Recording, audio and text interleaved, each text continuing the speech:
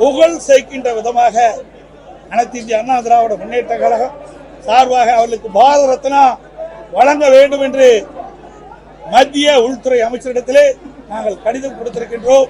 அவர் தேசிய தலைவராக விளங்கியவர், மக்களுக்காக பாடுபட்டவர், நாடாளுமன்ற சட்டமன்ற உறுப்பினராக பணியாற்றி மக்களுக்கு தொண்டாற்றியவர்.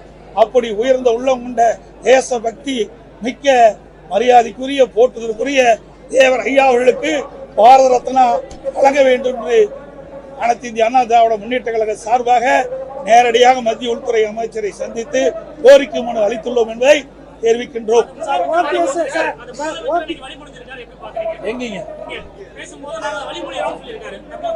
இது ஒரு உயர்ந்த இடம். தேவர் ஐயா என்பது அனைத்து மதத்தை சார்ந்தவருக்கும் ஜாதி சார்ந்தவருக்கும் பொதுவானவர். தேசபக்தி மிக்கவர், தேசத்துக்காக பாடுபட்டவர், மக்களுக்காக பாடுபட்டவர். அப்படி இருக்கின்ற ஒருவருக்கு அனைவரும் புகழ் சேர்ப்பது பெருமைக்குரிய.